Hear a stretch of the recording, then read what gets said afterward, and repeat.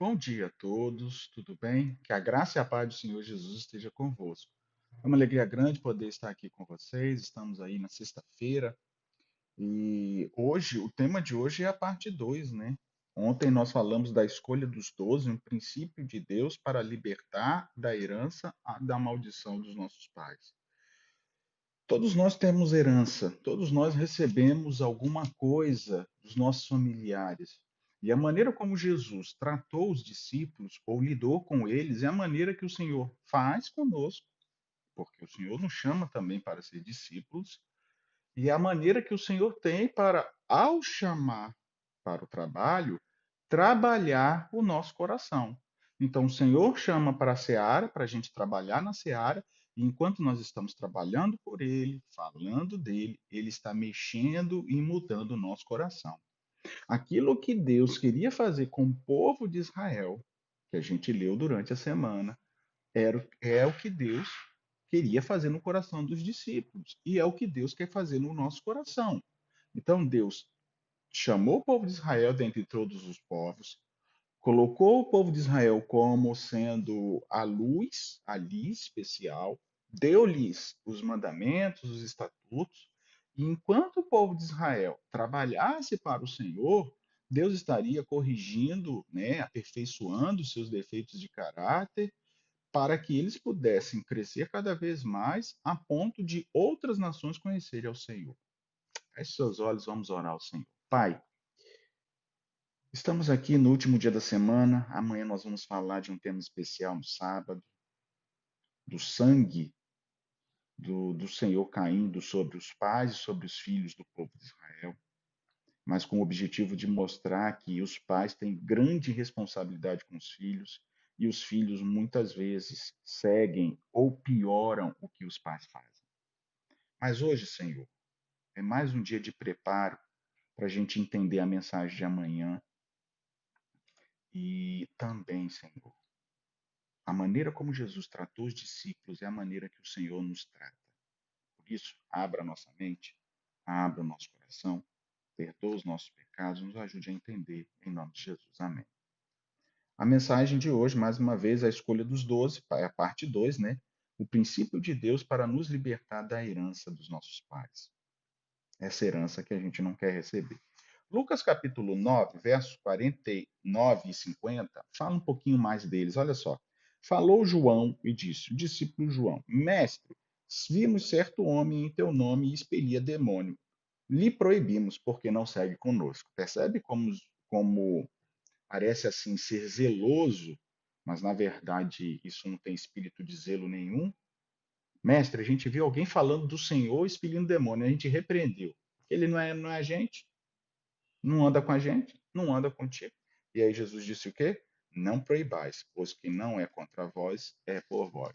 Em outro momento, Jesus fala, né? Quem não é contra mim, é por mim. Se ele está expelindo em meu nome, deixa ele fazer. Nesse mesmo contexto, Jesus enviou, verso 52. Então, eu primeiro li Lucas 9, 49 e 50, o verso 52. Enviou mensageiros para que os antecedessem. Os mensageiros são os discípulos, né? Todos eles judeus. E indo eles, entraram numa aldeia de samaritanos para lhes preparar pousada. Mas então receberam, porque o aspecto dele era de quem decisivamente ia para Jerusalém. Deixa eu só fechar aqui, queridos, que veio uma mensagenzinha, só para atrapalhar a mensagem. Enviou mensageiros que o antecedessem. Indo eles, entraram numa aldeia de samaritanos para lhe preparar uma pousada. Mas não receberam, porque o aspecto é de quem era ir para Jerusalém. Estava em Samaria, eles foram pedir uma pousada, para que Jesus iria ficar, só que o aspecto deles é de quem ia para Jerusalém, ou seja, aspecto de judeu. E aí o que aconteceu? Ninguém, vendo que isto, os discípulos, porque eles não acharam lugar para ficar. E tinha lugar. Então, vendo isso, os discípulos, Tiago e João, perguntaram: Senhor, quer que mandemos descer fogo do céu para consumir? Simples, a gente resolve isso, Senhor. Só pode. Quer que a gente ore? Vai descer. Olha que coisa. Isso não aconteceu na época de Elias, não aconteceu na época de Judas, Judas de Jonas. Eles foram com a mensagem de que Deus iria destruir. Elias, se eu sou servo de Deus, desça fogo do céu. Jonas, até 40 dias a cidade vai ser subvertida, né? Vai ser atacada com fogo e tal. Mas não tinha esse pedido. O pedido deles é algo assim acima do comum, para não dizer acima do normal. Mestre, o senhor quer? A gente ora. E desce fogo do céu. Simples. Que excesso de confiança. Ou realmente eles estavam alucinados para fazer um negócio desse. Com ódio, com raiva, porque viam que as pousadas estavam vazias e não alugavam para eles, porque eles tinham a aparência de quem ia para Jerusalém. Então não tem vaga para você. Esse era o grupo de Jesus. Este era o grupo de Jesus. Jesus trabalhou com estes, queridos. E sabe, como somos nós? Quem é você? Como o Senhor tem trabalhado com você? Porque Jesus trabalhou com esses. Repreendiam quando alguém falava de Jesus, porque não era eles. Porque não aceitaram eles, eles queriam orar pedindo fogo. Resolvia assim. Essa era a equipe de pequeno grupo maravilhosa que Jesus tinha. Já pensou? Associação, qualquer associação de pastores tendo só esse tipo de pastor, irmãozinho de igreja ruim, vamos orar para descer fogo do céu. Isso aqui a gente repreendeu. Deus tenha misericórdia desse povo. Porque como Jesus trabalhou? Como Jesus trabalhou, eu quero ler mais um pouquinho. Agora eu quero ir para os textos finais, porque depois eu vou deixar só os textos de Ellen White para a gente considerar, tá bom? Que está no livro Desejado. Todos estão no livro Desejado de Todas as Nações. Abra aí em Lucas 22, verso 31, diz assim: Simão, Simão, eis que Satanás vos reclamou para peneirar como trigo. Essa expressão peneirar é sacudir numa peneira. Queridos, eu e você vamos ser sacudidos. Ponto. Eu sou pastor, você pode não ser pastor, mas você vai ser sacudido. Eu também vou ser sacudido. Essa expressão de sacudir, no original, né, sacudir como uma peneira, literalmente é sacudir como uma peneira, mas uma linguagem figurada é testar a fé de alguém até o limite. Aí vem o problema. Qual é o seu limite? Até onde você aguenta? Porque, teoricamente, quem tem mais anos de igreja aguenta mais. Um adulto aguenta mais do que uma criança. Concordam comigo? Então, alguém, um adulto na fé, vai aguentar mais do que um recém-nascido espiritual. Ou alguém que foi recém-batizado. É óbvio. E se o Senhor não coloca uma prova mais forte do que a gente, porque seria crueldade, a Bíblia diz que ele não coloca, está lá em Coríntios, então, todas as provas que eu e você recebemos, você pode achar que está duro demais. Mas todas as provas que eu e você recebemos, o Senhor permite. Porque ele diz, olha o verso 32, eu, porém, roguei para ti, por ti, para que a tua fé não desfaleça, para que você não acabe, porque você vai cair, filho, vai cair. E ele disse, não vou cair. Eu roguei para que a sua fé não desfaleça, pois quando te converteres, ó, ainda chamou ele de não convertido, fortalece os teus irmãos. Queridos, essa mensagem que Deus deu a Pedro é para mim e para você. As provas da vida para testar o limite da minha fé, o limite da sua fé. Qual é o limite? o Senhor vai testar. Na verdade, o Senhor não. O Senhor vai permitir ser testado. Porque quem quer testar é Satanás. Satanás que quer, Pastor Moisés, ele é fraco. Eu vou derrubar ele. Vou derrubar ele. Deixa eu mexer nele. Deixa eu tocar nele, Senhor. Deixa. Está muito confortável. Foi assim que ele fez com Pedro, foi assim que fez com Jó, foi assim que ele fez com os outros homens de Deus e com mulheres de Deus. É assim que faz com você. Ah, fulana, deixa eu tocar, deixa eu mexer. Tá lutando? Aí ele toca em você, não consegue te derrubar, toca na sua família, toca nos seus filhos, toca nos seus pais. Mas se o Senhor está permitindo, é porque você tem condições de suportar, superar e ser uma luz maior. Então, queridos, as provas que Deus permite que venham até nós são essas que vão aperfeiçoar o nosso caráter. E o fogo da tentação, não tentação, da aprovação, a quentura, né, do medo de cair, Senhor, eu não vou aguentar, mas eu vou me agarrar ao Senhor. É nessa hora que a cerâmica vai, ela não ficar só o barro mole. Ela faz o desenho, mas ela precisa secar. E as provas que Deus permite que venham até nós, é para que seque e o vaso fique de fato um vaso de bênção. Você está passando por uma prova muito grande? Pode significar alguma falha do passado que o Senhor de fato está querendo retirar de você. Retirar, purificar. Quando você pega uma panela e ela está suja, você esfrega. E esfregou, não saiu, você faz esfrega mais forte, mete mais força até sair. Não é assim? Quem mexe com fogo, a mesma coisa. Está lá purificando o ouro, como eu já falei, que eu já fui uma vez num local de ourives, e está aqui. Aí, pastor, aumenta, tem que aumentar o fogo, e aí as bolinhas de ar, as impurezas, vão embora com o fogo mais alto. Aí fica só o ouro puro. É assim o Senhor faz conosco, queridos. E eu digo para vocês que todos estes foram peneirados, não só Pedro. Jesus não só orou por Pedro, orou por todos aqueles que buscaram salvação. Pastor, será que ele orou por Judas?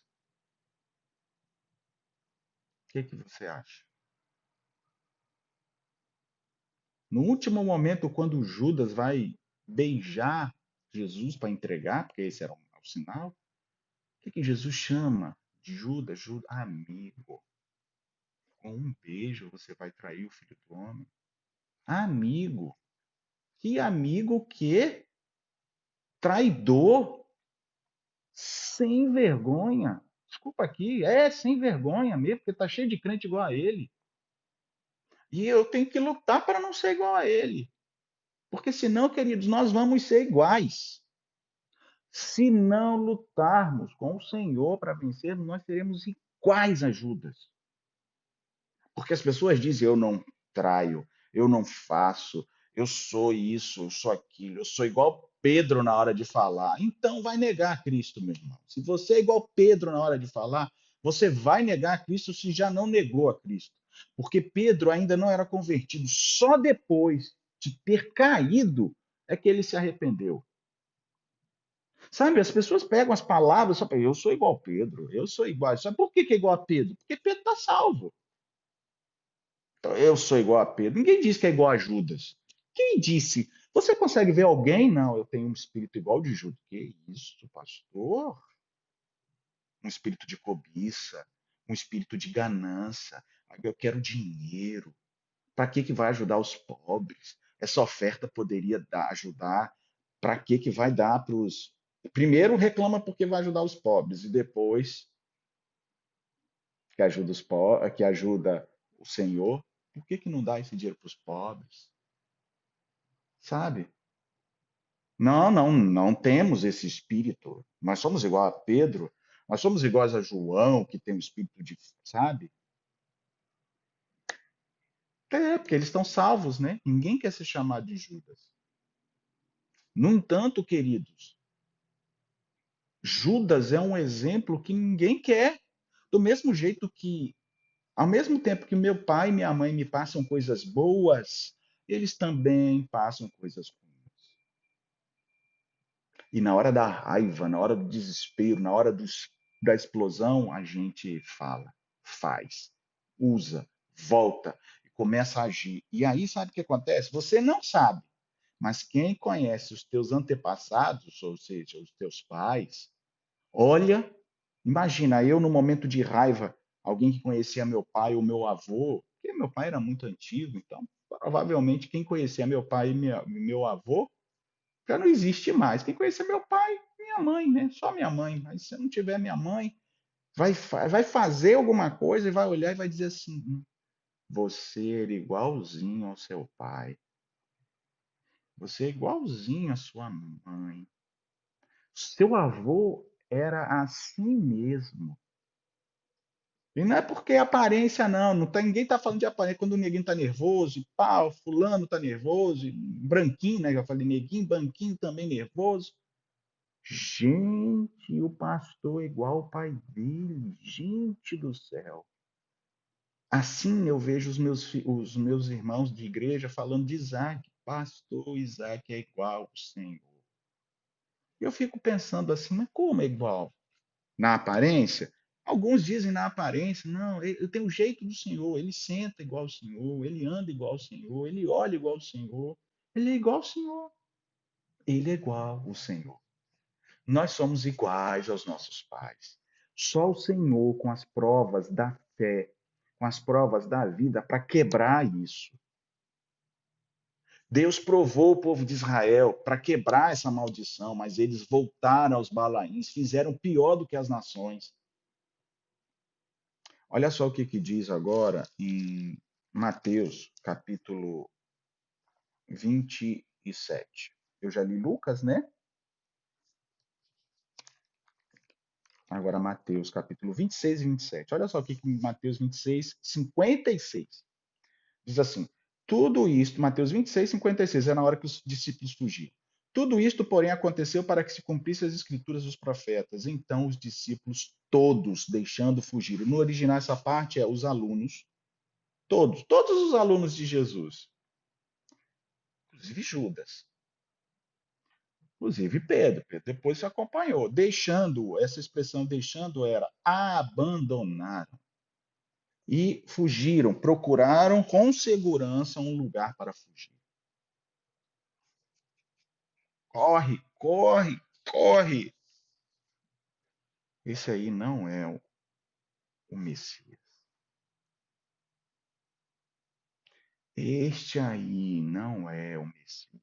Corre, foge, vamos embora. 3 anos e meio. Esse aí não é o Messias. Sabe por que Pedro continuou seguindo? Pedro continuou seguindo depois. Será que ele não é o Messias? Não é possível, gente. Não é possível que Jesus não é o Messias. Não, não é. As provas vão vir, queridos, para mim, para você. Senhor, eu sou pastor, por que está me acontecendo isso? Senhor, eu sou membro da igreja, sou batizado, batizada, estou fiel ao Senhor. Eu tive uma vida tão errada no passado, agora a minha vida está certa no Senhor. Por que as provas estão vindo agora? Não vieram antes? Porque agora, queridos, você consegue resistir. Se fosse antes, você já teria abandonado o Senhor. É por isso que as provas vêm hoje. Porque você está firme. Porque agora você consegue. Entende? A gente reclama demais. A nossa vida é reclamona, igual o povo de Israel. Atrasava a água, porque não tinha cova no Egito. Povo ingrato. E somos assim muitas vezes, queridos. E eu preciso dizer: você vai esperar quem dizer? Um mendigo na rua? O moço da farmácia vai dizer isso para você? Não, tem que ser eu. Eu sou o pastor. E eu falo para mim também. Falo para mim. Pastor, você é muito duro. Eu vou ser o quê? Mole. Eu preciso não só ser duro na palavra, eu preciso agir com firmeza, não com dureza. Firmeza é uma coisa, dureza é outra. Firmeza é você ter buscar do Senhor a firmeza. Porque eu não tenho firmeza. Ninguém tem firmeza em si mesmo. O Senhor tem que nos dar essa firmeza. Agora, duro, por mais que possa parecer firme, é aquele coração que resiste. Não, não me obrigue. Já viu o pai que diz, filho, faz isso? Não faço. E o pai vai aumentando a maneira e o filho vai endurecendo. Um vai ficando mais firme e o outro vai endurecendo. A gente precisa ser firme, a gente não pode ser duro. A gente tem que ser firme no Senhor para aguentar as provas, mas não ser duro contra o que o Senhor fala. E aí, verso 75, Pedro já tinha negado Jesus e aí lembrou do galo cantando. E lembrou da palavra que Jesus lhe dissera: antes que o galo cante, tu me negarás 3 vezes. Essa palavra negará, no original, é declarar não conhecimento ou ligação com alguém. Declarar que não tem conhecimento nem ligação. Isso é negará, no original. Você é discípulo. O que que você está fazendo aqui? Eu, discípulo de quem? Desse aí? Não, ele não é o Messias. Não, ele não é o Messias. Eu não sou discípulo dele. Você fala até igual, parecido. Tem o mesmo linguajar. A minha esposa um dia desse foi pregar numa igreja e os irmãos falaram: você prega igual o pastor. Sou eu, né? Nossa, parecido. Ah, anda junto. Nossa, você prega igual. Não, você fala igual a Jesus. E quem? Eu? Não, eu não conheço. Nem sei quem é. Esse aí não é o Messias. Porque, de fato, tudo estava acontecendo para provar que ele não era o Messias. Porque o Messias que eles imaginavam, era forte, ia destruir tudo, ia vencer todo mundo. Mas ele estava apanhando, mas ele fez milagres, mas ele multiplicou. Nós ficamos 3 anos e meio. Não, não. Mas ele não podia estar apanhando desse jeito. Não é possível, gente. Não é possível que ele está apanhando desse jeito.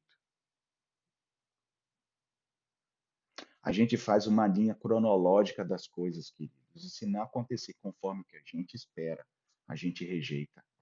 Não importa a gente ter visto ou eles terem visto Jesus curar leprosos, curar cego, fazer alguém que não tinha perna, levar perna mirrada, pequenininha, pular e andar. Não bastava isso. Não bastava as palavras de amor e carinho. Não bastava ter andado sobre as águas. Tudo foi coincidência. Porque esse Messias não é Messias, não é possível. Ele está apanhando. Quem é ele? Quem é ele? Vai acontecer, queridos, de testarem a sua fé. Vão testar. A sua fé está firme. Verso 3 do capítulo 27. Estou indo para a parte final, diz assim: então Judas, que o traiu. Essa expressão aí, vendo que Jesus fora condenado. Essa expressão condenado no original é tornar a maldade de outro mais evidente e censurar. Mas Jesus não era mau. Como é que vai tornar a maldade do outro mais evidente? Quando Judas viu Jesus condenado, ele estava vendo a maldade dos outros em Jesus, vendo mais evidentemente, tornando mais conhecida essa maldade. Meu Deus, pastor, quando eu falei que fulano tinha feito aquilo de errado, eu não esperava que o senhor ia fazer isso. Sabe? É isso que aconteceu. Quando Judas entregou Jesus, ele não esperava que isso acontecesse. Ele esperava que Jesus se libertasse, porque ele aceitava Jesus como Messias. Mas ele queria ajudar Jesus. Poxa, Jesus faz milagre, multiplica pães, ele ressuscita, ou seja, vamos vencer a guerra. Todo mundo que morrer, ele ressuscita. E os soldados vão voltar. Não vai faltar comida, vamos lutar. E eu vou dar uma ajuda para Jesus, vou entregar. E quando entregou e Jesus não fazia nada do que eles esperavam, nada, nada. Esse aí não é o Messias. Você vai ter provas que vão tentar destruir a fé que você tem no seu Salvador. Pode ser no seu filho, pode ser na sua filha, pode ser nos seus pais, pode ser no seu esposo ou na sua esposa, pode ser em você. Alguma coisa que aconteça em você assim, Deus não existe, porque Ele não me ajuda a vencer, não me ajuda com o meu filho, não me ajuda no emprego. Alguma coisa vai acontecer, filho. Vai. Todo mundo passa pelo Getsemane. Todo mundo vai ser peneirado. Todo mundo. E aí ele, com remorso, essa palavra, tocado de remorso no original é estando posteriormente, ou seja, a cada momento que eles viam a maldade que estavam fazendo em Jesus, ele via preocupado com alguém, ele começou a se preocupar com Jesus. Judas preocupado com Jesus no original é. Só que essa preocupação não era com o rei do universo, era com alguém comum, inocente. Ele é inocente, ele é um coitado. Ele não é quem eu esperava que fosse. Eu fui enganado. No fundo, no fundo, no fundo, todos aqui colocaram a culpa em Deus. Ele nos enganou. O Cordeiro de Deus que tira o pecado do mundo nos enganou. Não é ele o Messias. Ele? Você é discípulo? Não. Você fala igual. E foi chorar amargamente, uma dor aguda. Pedro foi chorar amargamente. Judas, condenado, vendo remorso, ou seja, preocupado com alguém, olha só o que ele diz no verso 4. Pequei. No original é não ter parte, é estar errado. Se você juntar as duas, até completa a frase. É como se ele dissesse assim: não tem parte. Quem não tem parte? Não, não tem parte. Isso aí não é o Messias. Não tem parte. Errei. Estava errado. Estava errado. Queridos, nunca você vai estar errado em seguir o seu Salvador. Mas se ele não atender a sua oração de fé, não diga que você está errado. Eu estava enganado. Ele não é Deus. E aí ele disse o quê? Esprequei traindo. Essa expressão traindo, eu entreguei nas mãos sangue inocente. E ele, com remorso, jogou, jogou as moedas, retirou-se. Essa expressão retirou-se é daqueles que,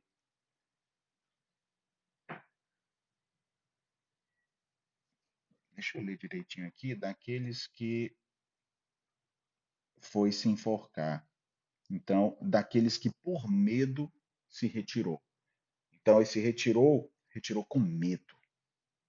Ou seja, você está vendo uma condenação de alguém que não foi condenado. Ele estava sendo condenado pelos milagres, pelos pecados. Não, mas ele não é Messias. Ele é inocente, ele não fez nada, ele não transgrediu lei nenhuma. Ele é inocente. Porque se ele fosse o Messias, ele derrubaria vocês. Ele está apanhando. Ele não é o Messias. Eu errei, entregando sangue inocente nas mãos. E retirou-se por medo e foi se enforcar. Terminou a vida com o enforcamento. Queridos, diante dessas evidências que a gente tem na Bíblia, eu vou ler apenas um verso de Ellen White aqui. Tem outros, mas eu vou ler de Judas, para que você entenda que Deus deu oportunidade para Judas. E Deus dá oportunidade para mim e para você. Mas Ellen White diz: desejar todas as nações. Olha, todos os discípulos tinham sérias falhas de caráter quando Jesus chamou para os seus discípulos, para si como seus discípulos. Olha só, Judas teve, página 201. Judas teve as mesmas oportunidades que os outros discípulos, escutou as mesmas preciosas lições, mas a observância da verdade exigida por Cristo estava em desarmonia com os desejos e desígnios de Judas. Sabe por que as provas são tão difíceis para nós? Porque às vezes está em desarmonia com o que a gente espera que aconteça. Minha esposa está extremamente enferma, doente, então eu vou orar e ela vai ser curada. Aí eu oro e ela não é curada. Por que o Senhor não curou a minha esposa? Por quê, Pai?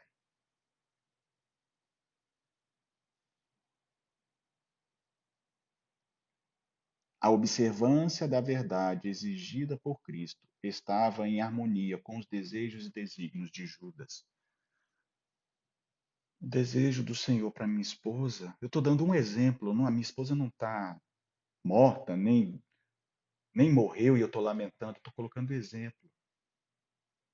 Mas talvez o meu pedido não fosse o pedido que Jesus queria fazer. Agora, Deus quer o meu bem e quer o bem dela. Sempre como queria o bem de Judas. Este não queria ceder às suas ideias, a fim de receber sabedoria dos céus. E sabe por que que a gente sofre nas provações?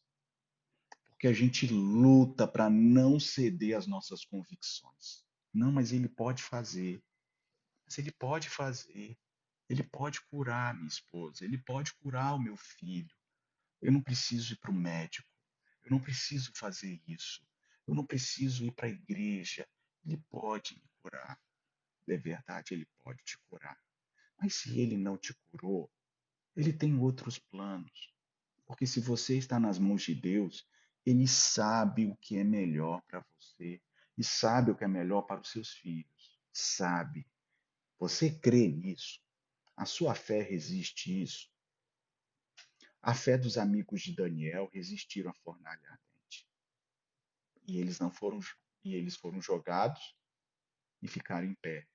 Mas eles disseram para Nabucodonosor: mas se Deus não quiser nos livrar, nós não adoremos, nós não adoraremos a sua estátua.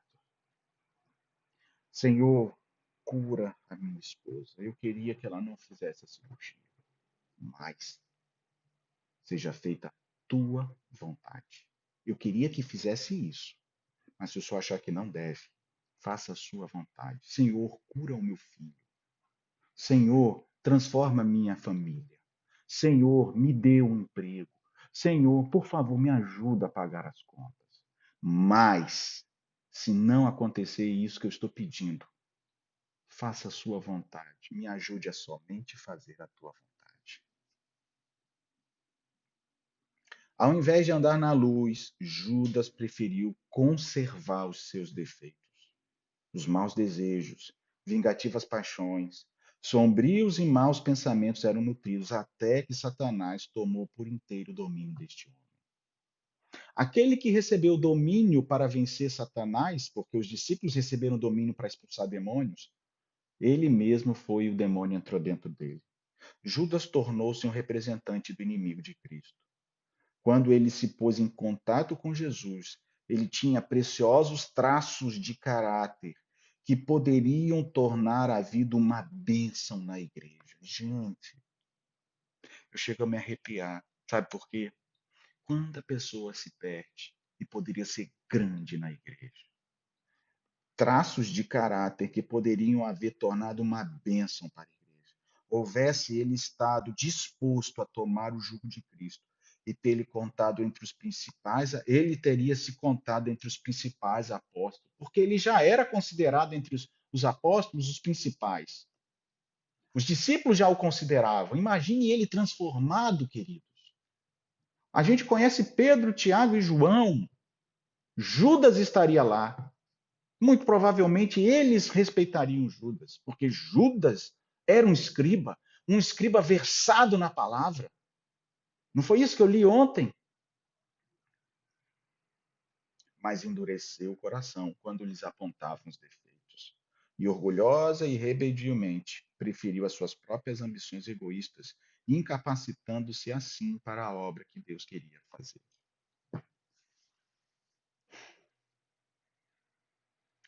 Quer você não ser Judas?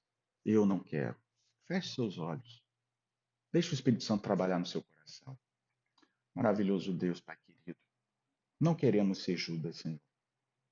Mas Judas tinha traços de caráter que gostaríamos de ter. Por isso, nos ajude a termos buscado o Senhor a solução. Estamos passando por provas, estamos passando por momentos muito difíceis, estamos sem emprego, nosso filho está doente, a nossa esposa enferma, a gente ora e parece que não acontece aquilo que a gente pediu. Senhor, é porque a nossa fé está sendo provada. Então, Senhor, nos ajude a aguentar firmes, porque os que o Senhor tem para nós é melhor do que o que a gente pede. Agora nos prepare para a mensagem de amanhã, no sábado. Abençoe aos demais irmãos e irmãs, em nome de Jesus. Amém.